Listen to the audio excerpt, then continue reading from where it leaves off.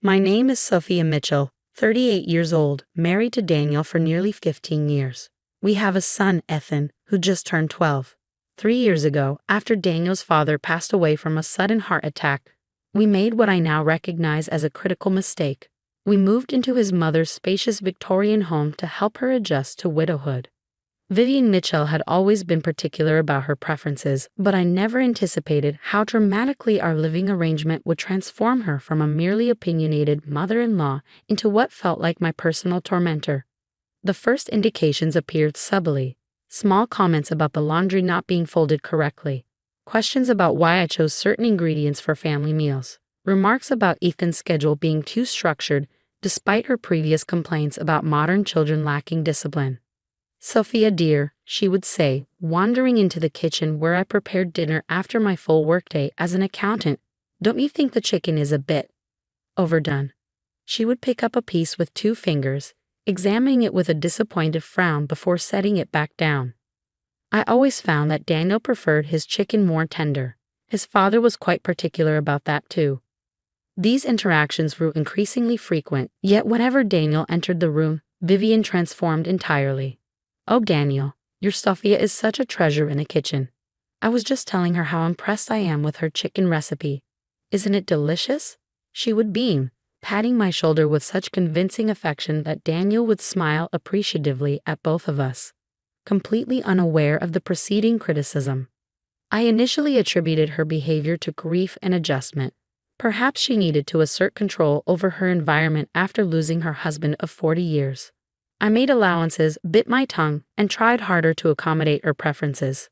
My patience began to waver when Vivian's interventions extended beyond household matters to parenting decisions. Ethan had always excelled academically, but he struggled with anxiety before exams. When he expressed interest in applying to Preston Academy, a prestigious private school known for its advanced science program, Daniel and I supported his ambition while establishing a reasonable study schedule with appropriate breaks. Vivian vehemently opposed this plan. "You're ruining his childhood with all this studying," she declared one evening, interrupting our family discussion about Ethan's application preparation. When Daniel was young, we never pressured him with extra classes and tutors. Children should be playing outside, not hunched over books every evening. "Mom," Daniel responded calmly, "the world is different now. Competition for good schools starts earlier, and this is something Ethan wants. He only wants it because you two have conditioned him to seek your approval through achievement." Vivian countered, looking directly at me as if Daniel's parenting approach was entirely my influence. I maintained my composure but firmly stated, "Ethan specifically asked about Preston after his science teacher mentioned their robotics program. We're following his lead, not pushing him." Vivian's lips thinned into a tight line. "Well, we'll see how long his enthusiasm lasts when he has no childhood to look back on." The conversation ended there, but Vivian's interference continued. She began scheduling surprise outings during Ethan's designated study periods, bringing home excessive treats that contradicted our attempts to maintain healthy eating habits, and questioning our parental decisions in front of Ethan, undermining our authority. One Tuesday afternoon, I returned from work to find Ethan's study materials scattered across the living room floor. "Vivian? Ethan? What happened here?" I called out, setting down my laptop bag. Vivian appeared from the kitchen, wiping her hands on a dish towel. "Oh, Ethan was looking for his science textbook. I was helping him search." The methodical destruction of our organized study space suggested otherwise. Notebooks were open to random pages, flashcards mixed together from different subjects, and several pages appeared torn from Ethan's carefully maintained planner. "Where is Ethan now?" I asked, struggling to keep my voice neutral. "I sent him to the park with some neighborhood children," she replied casually. "He seems stressed about that practice test tomorrow. Fresh air will do him more good than all these books." I stood speechless, aware that the practice test was crucial preparation for Preston Academy's entrance exam scheduled the following week. We had planned a focus review session for that evening. "Vivian, we discussed this. The practice test is important to help Ethan identify areas where he needs additional preparation." "Oh, don't be so rigid, Sophia," she dismissed with a wave of her hand. "One missed study session won't determine his future. Besides, I've been meaning to tell you that I think this whole Preston Academy business is unnecessary. The local public school was good enough for Daniel. I spent the next hour reorganizing Ethan's materials and texting him to come home.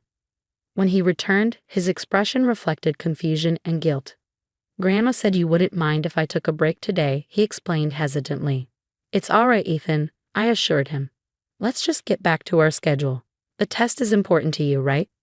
He nodded earnestly. "Yes, I really want to try for Preston." That evening, after Ethan went to bed, I attempted to discuss the situation with Daniel. "I think your mother is deliberately sabotaging Ethan's study schedule." I began carefully. "Today she scattered all his materials and sent him to the park without checking with us first." Daniel sighed. "Mom can be a bit old-fashioned about education, but I'm sure she means well. She probably just thinks Ethan needs more balance." "This isn't about different parenting philosophies, Daniel." She waited until I was at work, dismantled his organized study space, and sent him away right before an important practice test. "That's not a difference of opinion. That's deliberate interference." The conversation ended inconclusively, with Daniel promising to speak with his mother but ultimately suggesting that I might be reading too much into things because of the stress of our living arrangement. The situation reached its inevitable breaking point 3 days later. The Preston Academy entrance examination was scheduled for Saturday morning. Friday evening, Daniel and I planned a special dinner to help Ethan relax. His favorite lasagna, garlic bread, and a small ice cream dessert as a treat before his early bedtime. I left work early to prepare everything, stopping at the specialty Italian market for fresh ingredients. When I called Vivian to let her know I'd be home soon, she assured me that everything was fine and Ethan was upstairs reviewing his notes. Upon arriving home, I was immediately struck by the sound of raucous laughter and electronic game noises coming from the living room. I entered to find Ethan surrounded by 3 other boys, all playing video games amid a chaos of soda cans, chip bags, and cookie wrappers. "Ethan, what's going on?" I asked, struggling to process the scene. "Grandma said I could have friends over for a surprise pre-test party," he explained excitedly, though I detected a note of uncertainty in his voice. Vivian appeared from the kitchen, carrying another bowl of chips. "Sophia, you're early. I thought a little celebration would help Ethan relax before tomorrow. Too much studying makes for a nervous test taker." I glanced at my watch, 6:30 p.m. Ethan's bedtime was set for 9 o'clock to ensure he was well rested for the 8 o'clock AM exam. "Ethan needs a proper meal and an early night, not sugar and excitement," I said quietly, trying to avoid creating a scene in front of his friends. "We discussed this plan as a family." "Plans can change," Vivian replied dismissively. "Boys need to be boys. Besides, I've made pizza for everyone. It should be ready in about an hour." An hour of additional waiting for dinner would completely disrupt our careful schedule. I felt a surge of anger that I could no longer suppress. "Ethan, please ask your friends to head home now. We need to prepare for tomorrow," I stated firmly. "But Grandma said," he began. "I understand, but this is important. The test is early tomorrow, and we had a plan." Vivian interjected. "Don't be ridiculous, Sophia. The boys are having fun. A little excitement won't hurt his test performance. If anything, it will help him sleep better." That was the moment something inside me snapped. 3 years of accumulated frustration, undermined authority, and manipulative behavior crystallized into absolute clarity. "Boys," I addressed Ethan's friends directly, "I'm sorry, but we need to end this gathering now. Ethan has an important test tomorrow morning. I'll call your parents to pick you up." Despite protests from both the children and Vivian, I remained firm. After the boys departed and Ethan went upstairs to shower before dinner, Vivian confronted me in the kitchen. "How dare you undermine me in front of Ethan and his friends?" she demanded. "I was only trying to give him some normal childhood experiences instead of this test-obsessed environment you've created." "No, Vivian," I replied, my voice steady despite my racing heart. "You were deliberately sabotaging his preparation for something important to him. This isn't about different parenting styles, it's about respect. You don't respect our decisions as parents, and you actively work against our family's goals. That's absurd. Everything I do is for this family's benefit. Daniel would understand, even if you don't." "Then let's ask him," I suggested, hearing the front door open as Daniel arrived home from work. The ensuing conversation was uncomfortable but necessary. With Ethan upstairs, I calmly recounted the day's events and the pattern of interference that had been building for months. To my surprise and relief, Daniel didn't immediately defend his mother. "Mom, is this true?" he asked, his expression troubled. "Did you organize a party knowing Sophia and I had already planned a quiet evening for Ethan?" "I was thinking of Ethan's well-being," Vivian insisted. "All this pressure about one test can't be healthy when you were his age." "Mom," Daniel interrupted gently, "I'm not Ethan, and this isn't 25 years ago. Sophia and I make decisions together about our son's education and schedule. You need to respect that." Vivian's face flushed with indignation. "So now I'm the villain for wanting my grandson to have some fun. I suppose next you'll tell me I have no say in this house at all, my own home." An uncomfortable silence followed her outburst. Finally, Daniel spoke. "I think we need to reconsider our living arrangement." Over the next hour, as I prepared Ethan's dinner and helped him finalize his preparations for the exam, Daniel and his mother continued their discussion in hushed tones in the study. Later that night, after Ethan was asleep, Daniel joined me in our bedroom with a resolved expression. "I've talked with Mom. We're going to start looking for our own place next week." "Are you sure?" I asked, both relieved and concerned about his relationship with his mother. "Yes," he affirmed. "This isn't working. I should have listened to you sooner about how she was undermining our parenting. I'm sorry, Sophia." The next morning, Ethan took his entrance examination while Vivian remained noticeably absent from breakfast, staying in her room with claims of a headache. 2 weeks later, we received the news. Ethan had been accepted to Preston Academy with a partial merit scholarship. When we shared the news at dinner, Vivian's response was telling. While she said stiffly, "I suppose all that studying paid off after all. Though I still think."